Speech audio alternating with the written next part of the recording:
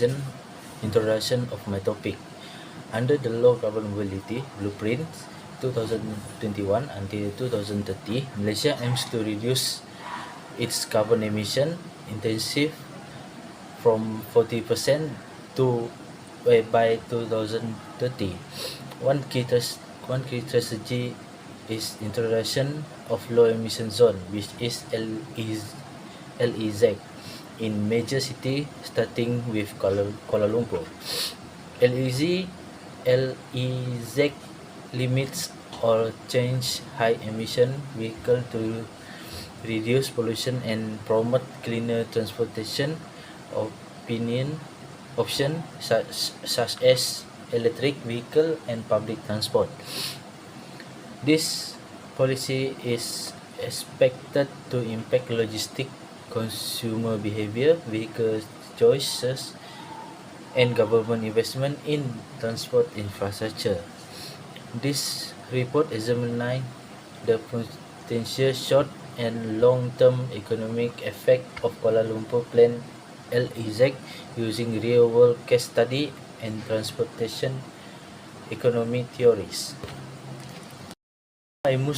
Now I move to case study LEZ in London City versus KL City. We start from KL Kuala Lumpur that plan LEZ by 2030. Number 1, similar goals: cut emission and promote clean mobility. Then expected effect: increase logistic costs, increase electric vehicle, increase government subsidy, and increase cost of SME. Now I go through to the London ULEZ, which is ultra low emission zone. Daily discharge for petrol, diesel vehicle not meeting emission standard. Then reduce nitrogen dioxide by level by 40% in central London. Now I move to the comparative table LEZ implementation in London versus Kuala Lumpur. We start from London. In 2019, the policy is ultra low emission zone, and key economic effect: reduce healthcare costs due to cleaner air, accelerated vehicle replacement with low emission model. To now Kuala Lumpur, in 2030 low emission zone, which is in plan that for the key economic effect: increased demand for electric vehicle and public transportation, higher cost for logistic and complaints in a short term. Next is critical evaluation and justification for transport economic theory. Externalities theory, that is number 1, which is pollution from vehicle impose health and environmental costs not paid by the emitter.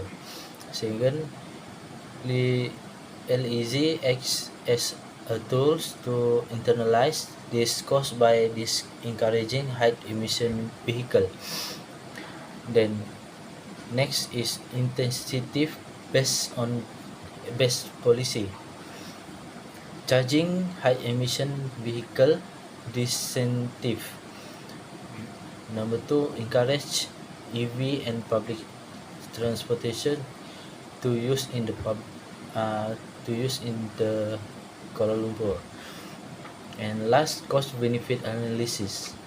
For the cost, vehicle upgrade, the benefit is low healthcare cost. Then cost for fleet overhaul, which is in logistic, improve air quality, and the last one is SME transportation cost. For the benefit is long-term urban sustainability. This is the externally diagram for vehicle pollution in Kuala Lumpur. Now I move to the next para- I move to the next slide. Now I move to my opinion. I believe the implementation of low emission zone in Kuala Lumpur is a necessary and economically justified step for Malaysia future.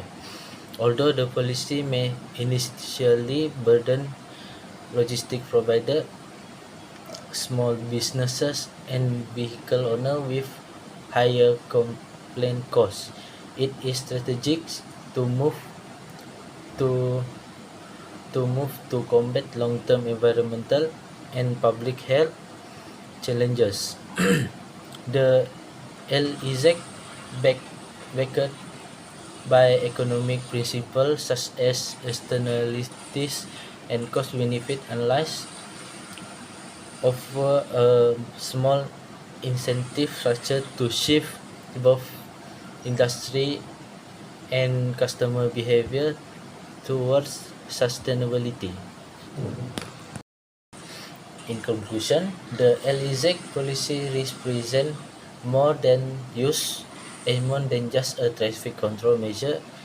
It is a vital economic and environmental intervention.